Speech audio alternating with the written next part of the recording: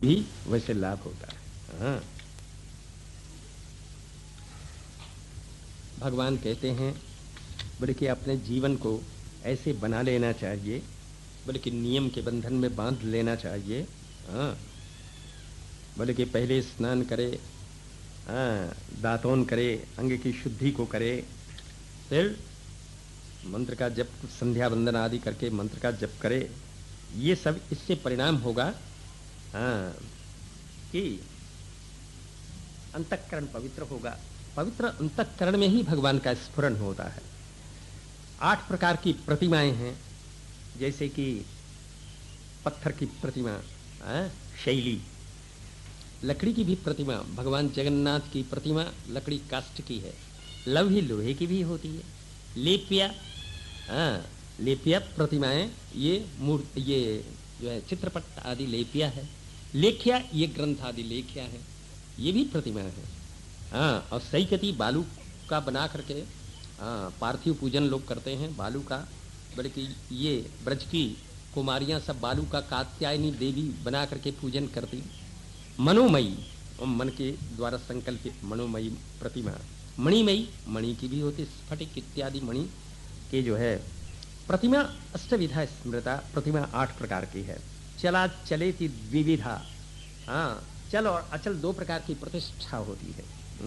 प्रतिष्ठा, जीव मंदिरम, उसमें भगवान का पूजन आदि सब जैसे पहले बताया जा चुका है, उसके अनुसार भगवान का पूजन आदि करना चाहिए। केवल भगवान के मंदिर में जा करके 2 फूल फेंके आइए, 10 पैसा फेंके आइए, उससे कुछ नहीं होता है, उससे कुछ नहीं होगा। मेरी कथा का भगवान कहते हैं, गान करता हुआ, ग्रहण करता हुआ, नृत्य करता हुआ, देवियां नृत्य करती हैं भगवान के संकीर्तन में, भगवान के समक्ष। दूसरे लोग कई तरह की कल्पना करते हैं, ये नृत्य क्यों करती हैं?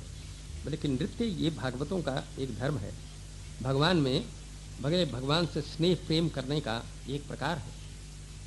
इस तरह से सारे अपने कर्मों को भगवान की तरफ ले जाना।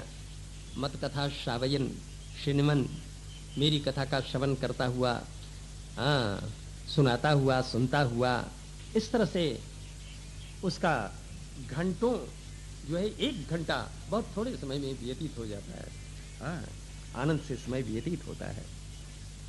बार बार उसको सिर प्रभु के चरणों में रख करके, अपने भुजाओं से उनके चरण को कस करके, प्रपन्नम पाहि मामी सा, प्रभु मैं आपकी शरण में हूँ, मेरी रक्षा करो, मैं संसार समुद्र से मैं भयभीत हूँ, डरा हूँ। इस तरह से भगवान से प्रार्थना स्तुति करे, भगवान से बातचीत भी कर सकता है। थोड़ी देर भगवान 10 मिनट 15 मिनट चित्रपट या प्रतिमा भगवान से बातचीत करिए। प्रभु क्या, बोले कि हमारी सेवा में तो त्रुटि बहुत होती होगी, तो आप तो सबको क्षमा कर देते होगे, और कभी कभी कह दिया करो हमसे भूख लगी है तो हम भोजन की व्यवस्था करें, कहीं आपको ठंडी तो नहीं लगती है। इस तरह से उनसे बातचीत करनी चाहिए प्रभु। और अपने दुख का ऐसे अगर बातचीत करें, अगर दुख का निवेदन करें तो भगवान सुन लेता है उस समय। और कुछ नहीं तो भगवान से बातचीत करने में ही अपने समय को निकालिए थोड़ा। भगवान से प्रतिमा को प्रतिमा मत समझिए, उसको साक्षात भगवान समझ करके उनसे बातचीत करिए।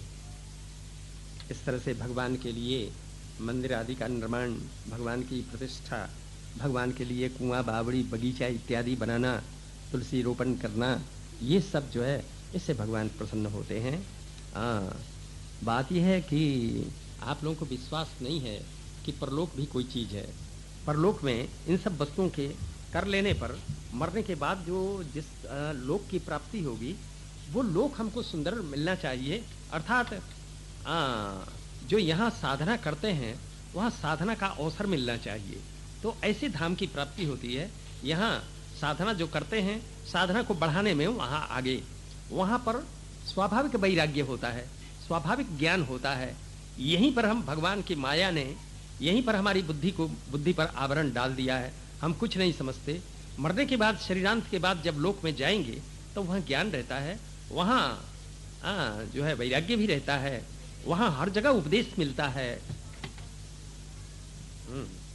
एक गोपीनाथ कविराज हो गए बंगाल में, एक बाई, एक देवी जो है आवाहन करती सिद्धों का, साधुओं का आवाहन करती, जीवों का आवाहन करती। एक वृंदावन में भी देवी है जो कि प्लांचेट पर जीवात्माओं का को बुलाती। एक महात्मा आ गए उसके प्लांचेट पर, महात्मा भगवान की लीलाओं का लेखन करने गए, लिखते हैं, वो लिखते हैं, कलम रख दिया जाता है, पेन कागज, अब उस पर लिखते हैं। तो उनने लिखा 100 से अधिक लीलाओं को लिखा, ऐसे ऐसी विचित्र लीलाएं जिसको पढ़ करके ये देवी वृंदावन में आ गई। आज तक ये भगवत आराधन में और सब काम छोड़ दिया, भगवत आराधन में लगी हुई है। ये ऐसे ही जबकि वो देवी जीवात्माओं को बुलाती और उनसे लिखवाती, तो बहुत से जीवात्माओं ने अपनी अपने बातों को लिखा था, उसको गोपीनाथ कविराज ने सब नोट कर लिया। बोले कि परलोक में जाकर के क्या होता है ये सब उसमें लिखा हुआ। ये पार्थिव शरीर यहीं रह जाता है, दग्ध हो जाएगा, जला दिया जाएगा, ये नष्ट हो जाएगा, लेकिन हमारा कुछ नहीं बिगड़ेगा। हमारे अंदर शरीर में जितनी भी चेष्टाएं हैं, जिसके द्वारा है, जिसके कारण है, वो परलोक में जाता है। परलोक में जा करके और अपने जो है श्रेय के लिए, भगवत धाम में प्रवेश के लिए तब प्रयास करता है, प्रयत्न करता है। अगर यहीं जो कर लेता है फिर क्या कहने का, उसको वहां पर सीधे जो है भगवत धाम की उपलब्धि होती है। अतएव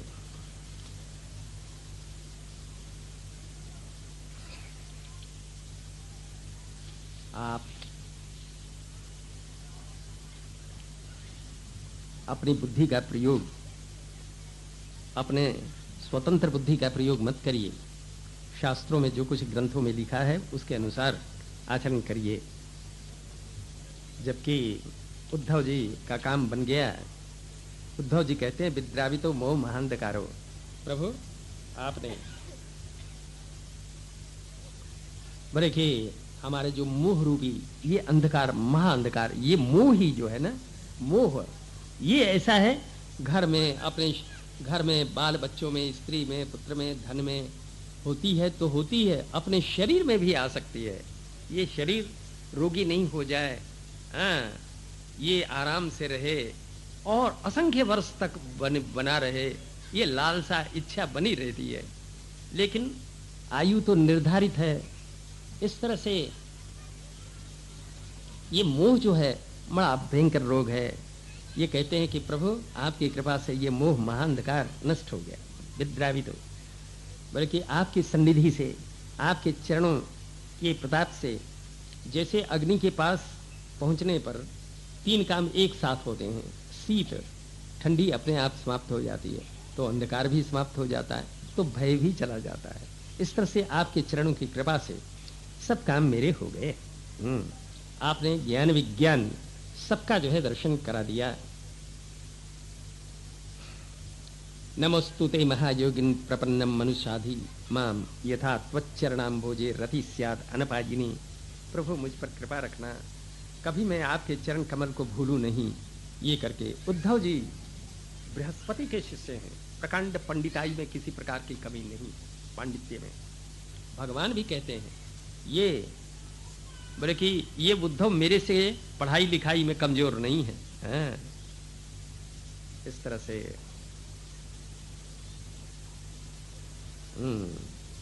अपने भगवान श्री हरि की स्तुति प्रार्थना करके, उनकी परिक्रमा करके, बार बार चरणों में सिर रख करके, कृच्छम ययु, बड़ी कठिनाई से चले। भगवान का आदेश है आपको बद्रिकाश्रम में जाना होगा। उन दिनों में बद्रिकाश्रम में जो है किसी प्रकार का कोई दोष नहीं था, किसी दोष का प्रवेश नहीं था। भगवान सबको भेजते बद्रिकाश्रम। जैसे मुचकुंद जी को भेजा है, उद्धव जी को ऐसे आदेश दिया है। जब इस तरह से प्रणाम परिक्रमा करके और चल पड़े उद्धव जी। अब जो भगवान ने ब्रजवासियों को कह दिया है आज से 7वें दिन समुद्र द्वारका को डुबो देगा, अतएव सब प्रभास को पहुंचे और वहां पर पुण्य धर्म आदि इनका जो है अनुष्ठान आचरण करना चाहिए। तो भगवान के कहने से कोई नौका पर कोई वैसे पहुंच गए प्रभास में। वहां जाकर के इन लोगों ने खूब जो है ब्राह्मणों को दक्षिणा वगैरह सब दी, लेकिन उसके बाद बोतल लगा करके ये और एक दूसरे पर घूर घूर देखने लग गए। कैसे भाई तू मेरी तरफ घूर करके कैसे देख रहा है, कर्री आंख से कैसे देख रहा है, लगा तू कैसे देख रहा है, किसी ने ये नहीं देखा कि ये मेरा पिता है, ये मेरा भाई है, ये मेरा संबंधी कुटुंबी है। एक दूसरे पर हथियार की वर्षा करने लग गए, मारने लग गए। जब उनके हथियार टूट फूट गए तो वही एरका के वही जो है पटेल को मुट्ठी भर भर के उस समय ये तलवार बन गए। दुधारे तलवार, दोनों तरफ धार इनके होती है और सबके जो है समाप्त हो जाने पर एक दूसरे को मार करके सब समाप्त हो गए। एवं नष्टेषु सर्वेषु कुलेषु स्वेषु केशव, इस तरह से कुल के नष्ट हो जाने पर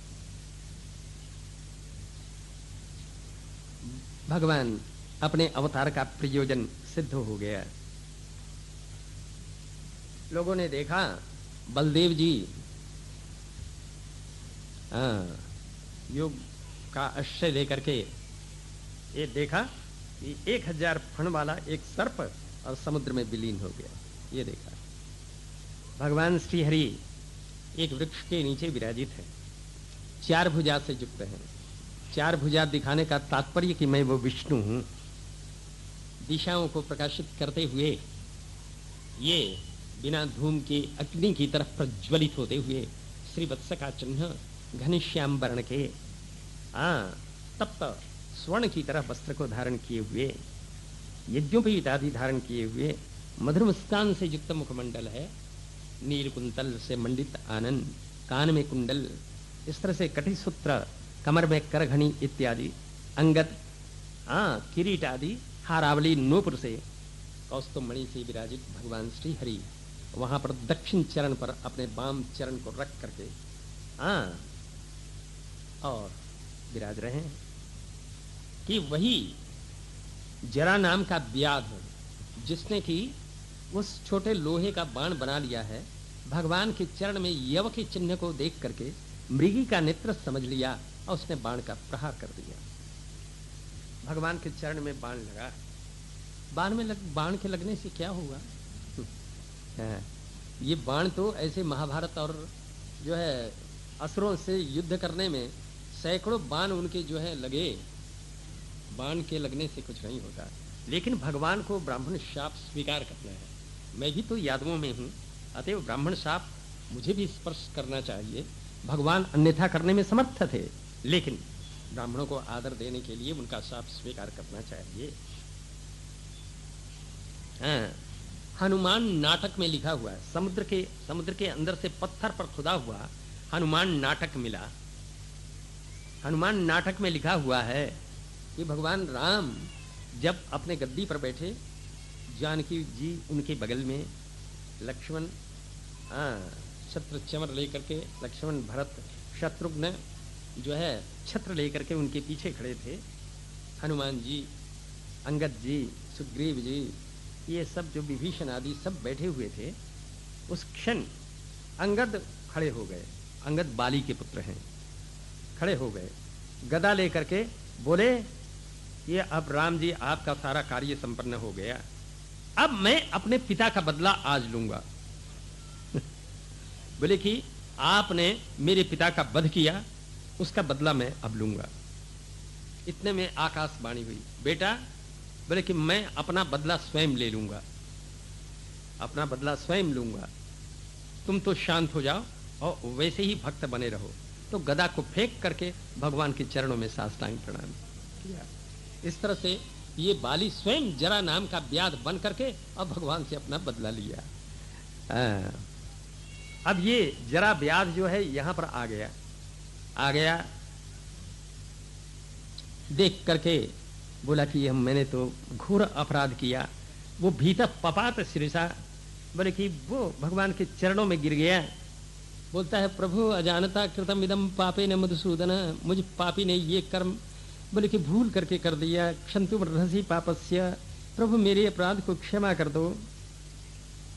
अच्छा, स्वर्ग से विमान मंगाया, स्वर्ग से विमान, और स्पर्श जरा नाम के व्याध को बिठा करके स्वर्ग भेज दिया। ले ये भगवान ने स्वर्ग भेज दिया। बोले कि या ही त्वम मदनुज्ञाता स्वर्गम सुकृति नाम पदम, जो पुण्यात्मा लोग जो हैं जिस स्थान को स्वर्ग को प्राप्त करते हैं उसको तुम जाओ, मदनुज्ञात, मेरी आज्ञा, चले जाओ। हाँ सर, ये दुर्वासा जी अपना विज्ञापन द्वारका में सुनाते हुए घूम रहे हैं। कोई मुझे अपना अतिथि बना सकता है, लेकिन जरा सी गलती में मैं घोर दंड देता हूं, बहुत बड़ा शाप दे देता हूं। कोई अपना अतिथि मुझे बना सकता है, कभी मैं मनो खा जाता हूं, अब महीनों भूखे रहता हूं। ये सारी अपनी जो बातें सुना दी। कौन कोई भी इनको अपना अतिथि बनाने को तैयार नहीं है। शायद सब जगह घूमे आए, कोई भी अपना अतिथि बनाने को तैयार नहीं। भगवान श्याम सुंदर ने सुना, खटी जाकर के चरण में प्रणाम किया, दंडवत प्रभु आप मेरे अतिथि। आप कहाँ रहेंगे? बोले कि रुक्मिणी के महल को खाली करेंगे। रुक्मिणी के महल को खाली करा दिया था। रुक्मिणी जी दूसरी जगह चली गई, उनका महल दिव्य महल, ये दुर्वासा जी के रहने का स्थान। हाँ।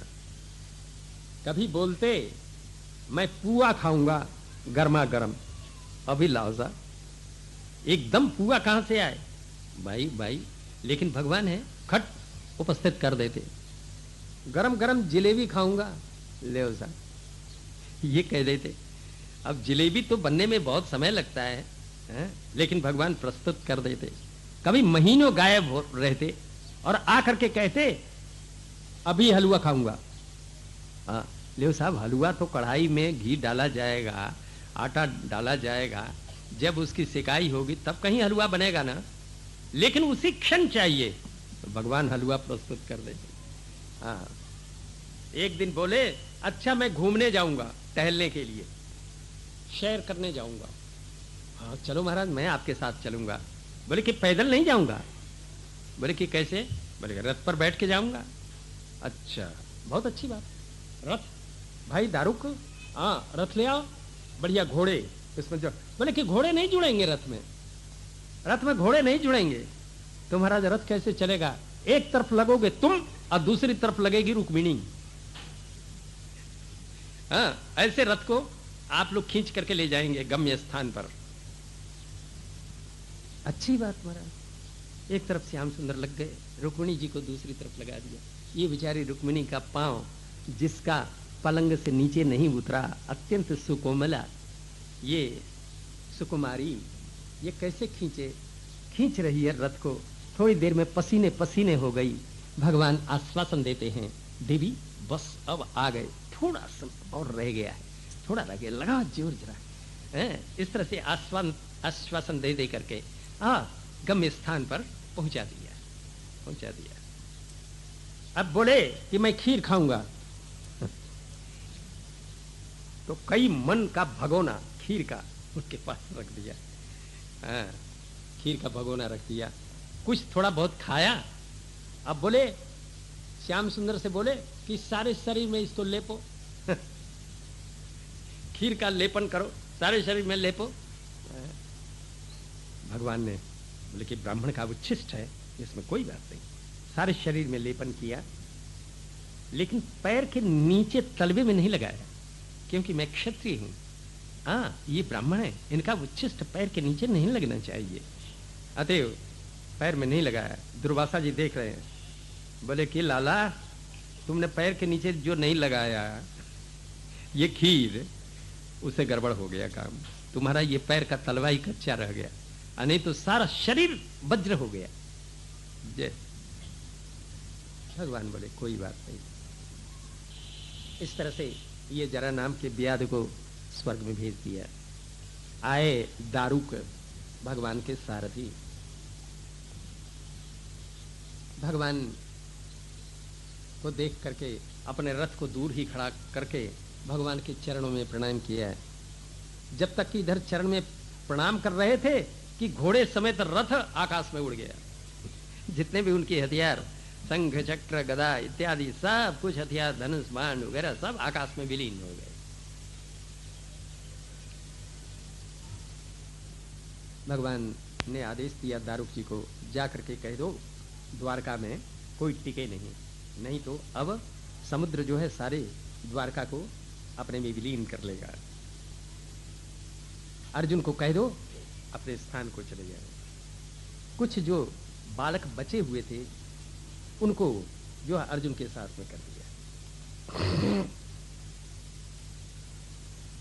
इस तरह से अब यहां पर फिर देवता लोग आ गए, ब्रह्मा जी आ गए, भवानी के साथ में शंकर जी आ गए, महेंद्र आ गए, देवता आ गए, मुनि आ गए, सब लोकपाल लोग आ गए, पितर लोग आ गए, सिद्ध लोग आ गए, गंधर्व लोग आ गए, विद्याधर सर्प लोग आ गए, चारण यक्ष राक्षस किन्नर अप्सरा सब भगवान का दर्शन करने के लिए आए। सब लोग फूलों की वर्षा करने लग गए। भगवान किस तरह से अपने स्वधाम को पधारेंगे ये देख करके भगवान पितामहम विक्षय, ये विभूति हैं ब्रह्मा जी भगवान श्री हरि के, देख करके अपने नेत्र को बंद कर लिया, अपना आसन जमा लिया। लोकाभिरामाम स्वतनुम, धारणा ध्यान मंगलम, धारणा ध्यान वाले शरीर को योग धारणा से, बोले कि तरह तरह के बाजे बज रहे हैं, फूलों की वर्षा हो रही है। अब भगवान का श्री विग्रह यहां से उठा, देखते ही देखते आकाश में जाने लग गया। और इस तरह से जैसे सौदामन्या यथाकाशे यान्त्या हित्वाभ्यमंडलम, जैसे कि बादल में से बिजली चमक करके अस्त हो जाती है, भगवान से एक प्रकाश निकला और भगवान अंतर्हित हो गए। बल वृंदावन विहारे लाल की। ब्रह्म रुद्रादि भगवान की योग गति को देख करके सब विस्मित, सब भगवान की प्रशंसा करते हुए अपने अपने स्थान को गए। ये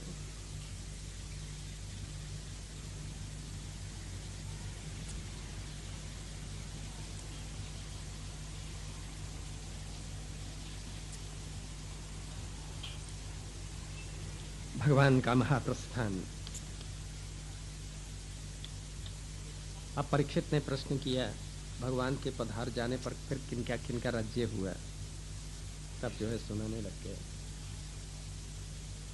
भगवान ये सुखदेव जी सुना रहे हैं भविष्य के राजाओं का, जिसके आधार पर आपका इतिहास बना हुआ है।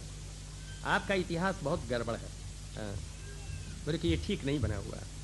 बच्चों को पढ़ाया जाता है ये इतिहास सही नहीं है।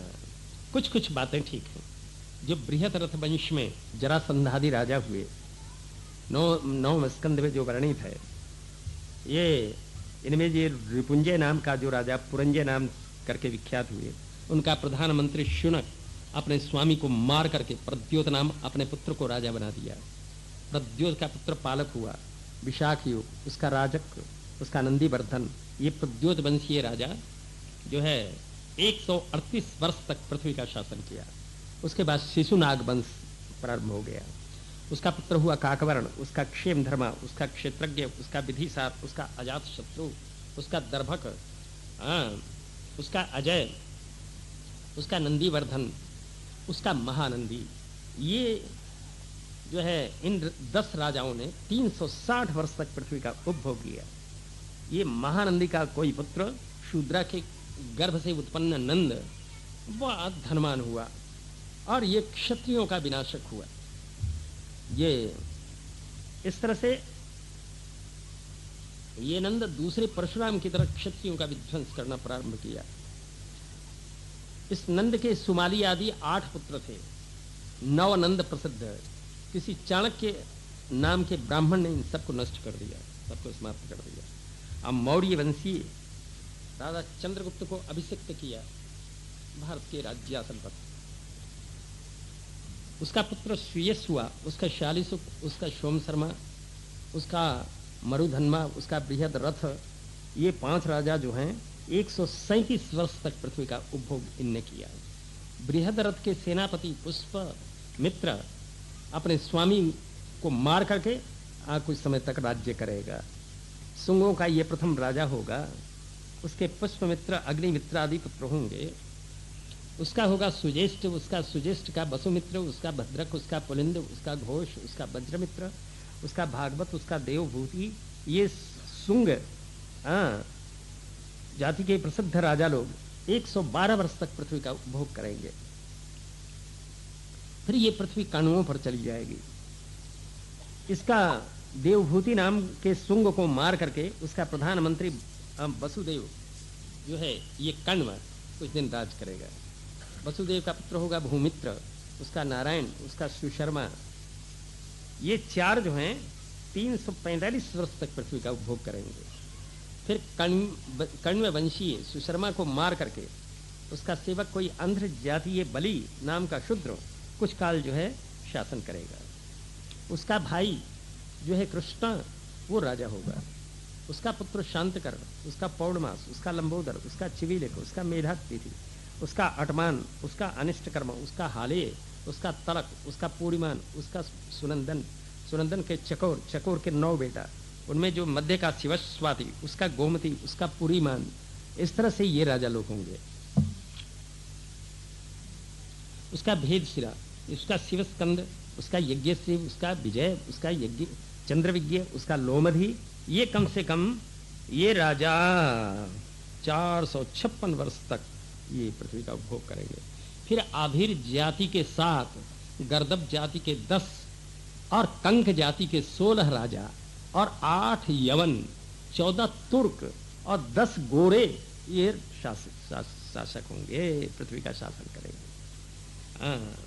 ये 65 राजा 1099 वर्ष तक ये पृथ्वी का उपभोग करेंगे।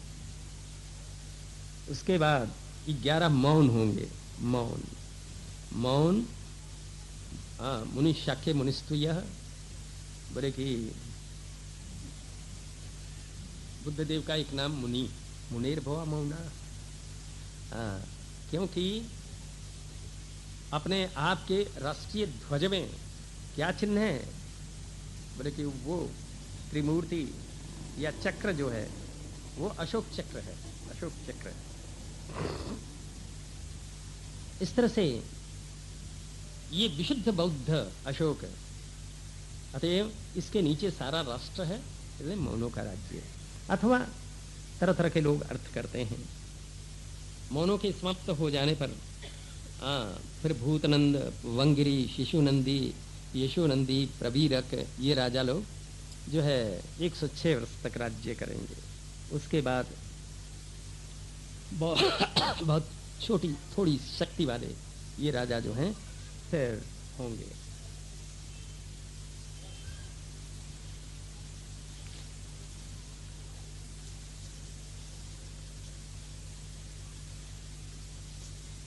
प्रतिदिन धर्म, सत्य, पवित्रता, दया, क्षमा, आयु, बल, स्मृति नष्ट होने लग जाते हैं। कलयुग जब आ जाता है तो कलयुग में मनुष्यों के लिए धन ही, जन्म, आचार्य, गुण ये सब पैसे से होता है। धर्म न्याय की प्रतिष्ठा में जिसके पास बल है वही विजयी होगा। दंपति में रुचि ही कारण, बस कुल गोत्रादि देखा नहीं जाएगा। विवाह में जिस कन्या से संबंध हो गया उससे विवाह कर लिया। क्रय विक्रय आदि व्यवहार में माने लेन देन, खरीद बिक्री में कपट का व्यवहार सब करेंगे। स्त्री पुरुष के श्रेष्ठत्व में रति कौशल ही कारण होगा। कुलाचार में, ब्राह्मण में बल केवल यज्ञोपवीत धारण कारण होगा। ब्रह्मचर्य गृहस्थ आदियों में बल्कि दंडाजुन यही सब जो ऊपर के चिन्ह है यही दिखने से पता चलेगा ये ब्रह्मचारी है, गृहस्थ है। पैसा का अगर अभाव है तो कोर्ट में, कचहरी में, न्यायालय में आपका निश्चय पराजय होगा, आप हारेंगे। जो बहुत बोलता है वो पंडित समझा जाएगा, जिसके पास पैसा नहीं है वही असाधु समझा जाएगा। साधुत्व में पाखंड काम में आएगा। बोले कि जब स्त्रियों का जब विवाह में बस स्वीकार विवाह, बस उसमें वेद पढ़ने की कोई जरूरत नहीं पड़ेगी, केवल स्वीकार हो गया, विवाह हो गया। और स्नान कर लिया सब हो गया, संध्या वंदन भजन पूजा पाठ सब हो गया। हाँ? दूर स्थित जो जलाशय उसी को लोग तीर्थ मान लेंगे। बोले कि और लावण्य में, सुंदरता में केशव प्रसाधन, हिप्पी कट बाल, यही प्रधान रहेगा। बोले कि जेब में कंघी पड़ी रहेगी। हाँ, स्त्री हो पुरुष हो सब। बोले कि चाहे चेहरे पर चेहरा कालिक से पुता हो भले, लेकिन जो है केस बढ़िया सुंदर होना चाहिए। इस तरह से जो अपना पेट पोस लेगा बड़ा पुरुषार्थी समझा जाएगा। जो डांट के बोलेगा वही लोग समझेंगे कि ये सत्य बोलता है। कुटुंब का पोषण ही चतुरता समझी जाएगी। यश, बोले कि यश अपने नाम के लिए लोग धर्म का सेवन करेंगे। ऐसे प्रजाओं के हो जाने पर ब्राह्मण क्षत्रिय वैश्य शूद्र इनमें कोई भी बलवान होगा वही राजा बन बैठेगा। स्त्रियां अपहृत हो करके पर्वत में वन में प्रवेश करेंगी, कंदमूल फल आदि भक्षण करके बार बार अनावृष्टि दुर्भिक्ष आदि से प्रजा धीरे धीरे नष्ट होने लग जाएगी। हाँ, और सब लोग जो हैं इधर उधर भगने लग जाएंगे कली के दोषों का। हाँ, वहां पर वर्णाश्रम धर्म प्राय कलयुग में नष्ट प्राय हो जाता है। धर्म पाखंड से ग्रस्त हो जाता है। राजा लोग चोर प्राय हो जाते हैं। इस तरह से लोग झूठ हिंसा परायण हो जाते हैं। बल्कि सब वर्णों में शूद्र प्राय हैं और गाय में छाग प्राय, बकरी की तरह गैया दूध देने लग जाती हैं। हाँ, आश्रमों में केवल गृहस्थ आश्रम रहेगा बस। हाँ, बंधु बांधवों में जो अपने माता से उत्पन्न हुआ है वही बंधु समझा जाएगा। दूर के बंधु बांधव कुटुंबी अपने बंधु नहीं समझे जाएंगे। इस तरह से तब साधुओं की पर कृपा करने के लिए शंभलपुर ग्राम में विष्णु यश ब्राह्मण के यहाँ भगवान कल की रूप से अवतरित होंगे और फिर अपने अनिमादि ऐश्वर्यों से युक्त होकर के बहुत तेज घोड़े पर बैठ करके और दुष्टों का बोले कि वध करते हुए चारों तरफ भ्रमण करेंगे। करोड़ों म्लेच्छों का, करोड़ों दुष्टों का वध करके फिर जो है सतयुग का प्रवेश होगा। जब सूर्य और चंद्रमा और बृहस्पति एक समय में पुष्य नक्षत्र पर आ जाते हैं तब सतयुग का प्रारंभ होता है। इस तरह से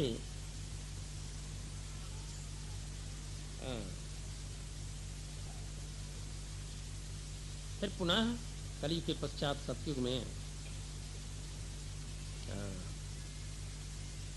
उधर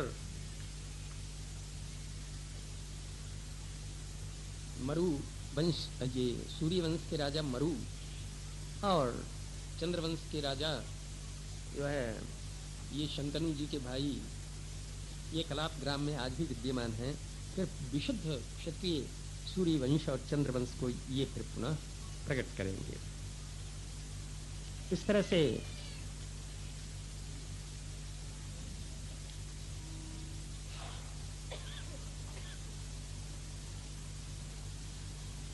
भगवान श्याम सुंदर के, श्री कृष्ण के जबकि स्वधाम प्रस्थान कर जाने पर ये कलयुग आ जाता है।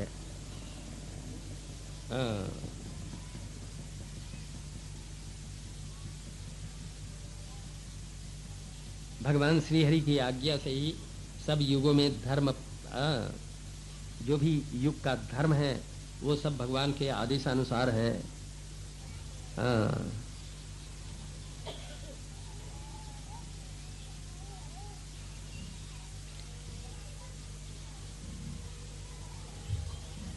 ये पृथ्वी देवी राजाओं की तरफ देख करके हंसते हैं। बेले को देखी जल के फेन की तरह ये शरीर में इनका परम विश्वास आसक्ति है। ये नहीं समझते ये शरीर अब कुछ समय के बाद नष्ट हो जाएगा। ये कहते हैं ये पृथ्वी मेरी है, इतनी पृथ्वी मेरी है। इस तरह से आपस में लड़ते हैं, झगड़ते हैं। बड़े बड़े राजा लोग पृथु, पुरुरवा, गाधी, नहुस, भरत, अर्जुन, मानधाता, सगर, राम, खटवांग, धुंधुमार, रघु, तृणबिंदु, ययाति, शरियाति, शंतनु, गए इत्यादि। बड़े बड़े राजा लोग भगीरथ, कोलास्व, ककुत्स्थ, नैषद, नृग, हिरण्यकशिपु, रावण, नमुची, शंबर, भौमासुर, हिरण्याक्ष, तारका, ये लोग सब न जाने कहाँ चले गए। इनका नाम मात्र अवशिष्ट है, नाम ही अवशिष्ट है। और ये पृथ्वी देवी कहती है कि मैं जहां की तहां हूं। हाँ? इस तरह से सतयुग में धर्म ये 4 चरणों से विद्यमान होते हैं। तो सत्य, दया, तप, दान, ये जो हैं चारों चरण उनमें रहते हैं।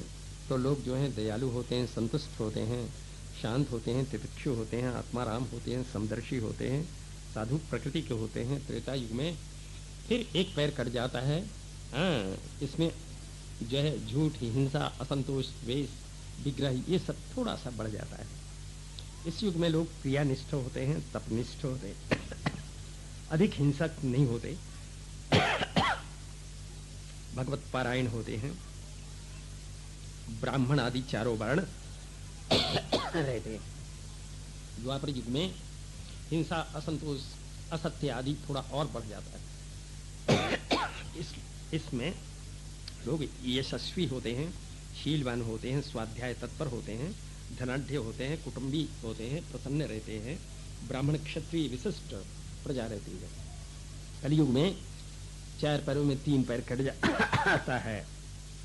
इसमें इस कलयुग में लोग जो हैं प्रजा लुब्धक, बहुत लोभी, दुराचारी, निर्दयी, भाग्यहीन, शुष्क बैर विरोध करने वाले, अतिशय तृष्णालु, हाँ, शूद्र की तरह ऐसी प्रजा हो जाती है। इसमें इसके वैलक्षण्य का कारण केवल मात्र ये 3 गुण ही हैं। 3 गुणों के अनुसार इनका रासोल्लास एक साथ नहीं होता है। हाँ, कलयुग में लोभ, असंतोष, प्रतिष्ठा की भावना, दंभ, मत्सर, कर्मों में ये प्रीति उत्पन्न हो जाती है, रजोगुण तमोगुण वाले। इस तरह से, जबकि माया, असत्य, आलस्य, निद्रा, हिंसा, क्लेश, शोक, मोह, भय, दीनत्व, ये सब बड़े ये तमोगुण के ये प्रभाव हैं। तब जो है मंद बुद्धि वाले जो है जन, क्षुद्र भाग्यहीन लोग, बहुत भोजन करने वाले निर्धन होंगे, स्त्रियां बहुत चंचल होंगी, और कलयुग में जो चोर अधिक होंगे, वेद पाखंड से दूषित हो जाएगा, राजा लोग प्रजाओं के भक्षक हो जाएंगे, ब्राह्मण शिष्णोदर परायण हो जाएंगे, ब्रह्मचारी लोग आचारहीन हो जाएंगे, गृहस्थ भिक्षुक हो जाएंगे, वानप्रस्थी बोले कि ग्रामवासी हो जाएंगे। इस तरह यति लोग द्रव्य के लोभी हो जाएंगे। स्त्रियां बहुत छोटे शरीर वाली, बहुत भोजन करने वाली, बहुत संतान वाली, निर्लज्ज होती हैं कलयुग में। चोरी, कपट, साहस इत्यादि ये सब जो है गुण उनमें भरे हुए रहते हैं। लोग जो है वैश्य लोग क्रय विक्रय में लेन देन, अथवा खरीद बिक्री में असत्य का व्यवहार करेंगे। जो है इस तरह से स्वामी लोग अपने शिष्ट, जो है सेवक लोग अपने शिष्ट स्वामी का परित्याग कर दिया करेंगे। तो स्वामी लोग भी रोक आदि से व्याकुल अपने सेवकों का परित्याग कर दिया करेंगे। कलयुग में जो प्रायः लोग जो है स्त्री की कामना वाले, माता पिता भाई बंधुओं का परित्याग करके अपने पत्नी के साथ में, और अपने साले को ही अपना कुटुंबी समझते हैं, उन्हीं से सलाह लेते हैं, उन्हीं से परामर्श करते हैं। तपस्वी वेश धारण करके शूद्र लोग परिग्रह लिया करेंगे। जिनको धर्म का ज्ञान नहीं, ऐसे उच्च आसन पर बैठ करके धर्मोपदेश किया करेंगे। कलयुग में निरन्न प्रजा के हो जाने पर उद्विग्न, अनावृष्ट इत्यादि से, भय से, दुर्भिक्ष से ये कर्षित जो है प्रजा वन में इधर उधर पिशाच की तरफ परिभ्रमण करने लग जाएगी। कलयुग में मनुष्यों की मनुष्य लोग जो है 20 अथवा 10 केवल पैसे के कारण आपस में शुष्क विरोध करके एक दूसरे का वध कर दिया करेंगे कलयुग में। इस तरह से सामान्य साधारण बातों में अपने प्रिय प्राण का परित्याग कर दिया करेंगे। तब जो है पुत्र भी वृद्ध अपने माता पिता का परित्याग कर दिया करेंगे, रक्षा नहीं करेंगे। तो माता पिता भी अपने गुणवान पुत्रों का परित्याग कर दिया करेंगे। कलयुग में ऐसा ही होता है। पाखंड से भिन्न बुद्धि वाले लोग भगवान श्री हरि का जो है भजन पूजा पाठ नहीं करते, बात बहुत बनाते हैं लेकिन भजन नहीं करते। सबके हृदय में भगवान पहले से विराजमान है, लेकिन जब तक जाने बिना कुछ नहीं होगा। हृदय में स्थित होकर के भगवान संकीर्तित होकर के ध्यान पूजन आदृत होकर के अपने भक्तों का काम बना देता है। ये लोग नहीं करते कलयुग में प्रायः। इस तरह से 4 प्रकार के प्रलय का वर्णन है। नैमित्तिक, प्राकृत, आत्यंतिक और नित्य, ये 4 प्रलय है। नैमित्तिक तो होता है ब्रह्मा जी जब एक दिन में 1000 चतुर्युगी वाली सृष्टि का बल्कि सायंकाल को उसको समाप्त करके अपने शयन कर जाते, तो रोज ही प्रलय ब्रह्मा जी के रोज होता है। हम लोगों के 1000 चतुर्युगी समय व्यतीत होता है। ये तो नैमित्तिक प्रलय। प्राकृतिक प्रलय कहते हैं जबकि ब्रह्मा जी की 100 वर्ष की आयु हो जाती है और समाप्त हो जाते हैं, ब्रह्मा जी भी समाप्त हो जाते हैं। तब क्या स्थिति होती है, कोई कुछ नहीं कह सकता। आत्यंतिक प्रलय कहते हैं मोक्ष को, मोक्ष हो जाए आत्यंतिक प्रलय। नित्य प्रलय जब हम सो जाते हैं, गहरी निद्रा में सो जाते हैं, जगते हैं, तो नित्य हमारे लिए बोले कि सृष्टि होती है, नित्य सृष्टि। सो गए तो प्रलय हो गया। ये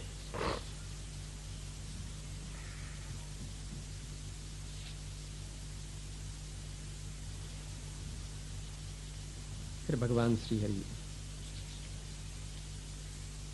कलयुग के अंत में प्रकट होते हैं।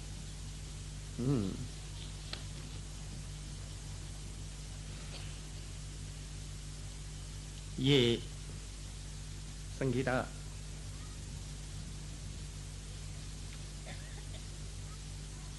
ये पुराण संगीता नारद जी नारदाय पुराप्राह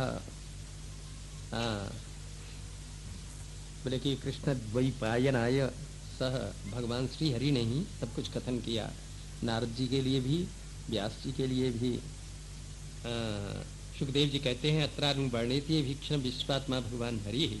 यहाँ पर बार बार विश्वात्मा भगवान श्री हरि की चर्चा होती है, जिनकी कृपा से ब्रह्मरुद्र ये उत्पन्न हुए। राजन, मैं मरूंगा, इस पशु बुद्धि का परित्याग कर दो। तुम पहले न उत्पन्न हुए न नष्ट हो गए। इस तरह से जैसे स्वप्न में सिर छेदन आदि ये सब स्वप्न में भी होते हैं, लेकिन जगने पर कुछ भी नहीं होता। इस तरह से ये संसार की सब वस्तुओं को ऐसे ही जगे हुए सब नश्वर ऐसा समझ करके इनमें बिल्कुल ध्यान नहीं रखना चाहिए। बल्कि शरीर के समाप्त हो जाने पर जीव भगवान श्री हरि को प्राप्त हो जाता है। ये मन ही सारे जो है शरीर का निर्माण करता है। इस तरह से ये निश्चय कर लो कि मैं ब्रह्म हूं। ब्रह्म मतलब कि अव्यय, कभी भी नष्ट नहीं होता। परम धाम, परम प्रकाश का स्थान ब्रह्मा हम।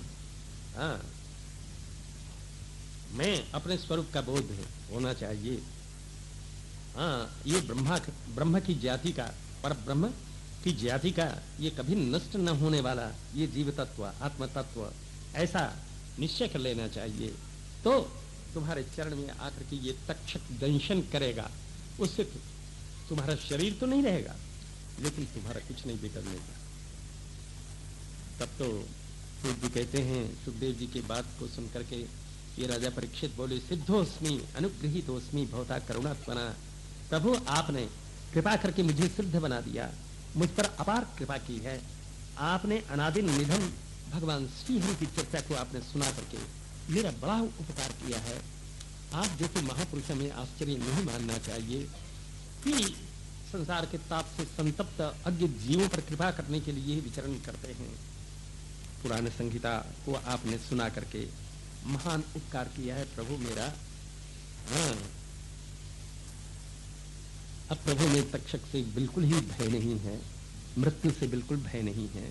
आपके द्वारा प्रदर्शित निर्माण पद को मैं प्राप्त हो गया हूँ। सारी कामनाएं मेरी समाप्त हो गई हैं। अब आपके देखते देखते मैं प्राणों का परित्याग करूंगा। आपके द्वारा ज्ञान विज्ञान की निष्ठा कराने से अज्ञान मेरा निरस्त हो गया है। अतः भगवान के मैंने परम पद का दर्शन कर लिया है। अब देखते ही देखते मैं भगवत धाम को जाऊंगा। इस तरह से जब कहा तब ये बादरायणी सुखदेव जी अपने भिक्षुकों के साथ में चल पड़े। यहाँ पर इनका पूजन कर देना चाहिए। हाँ, आए तब पूजन किया, चलते समय इनका पूजन करना चाहिए।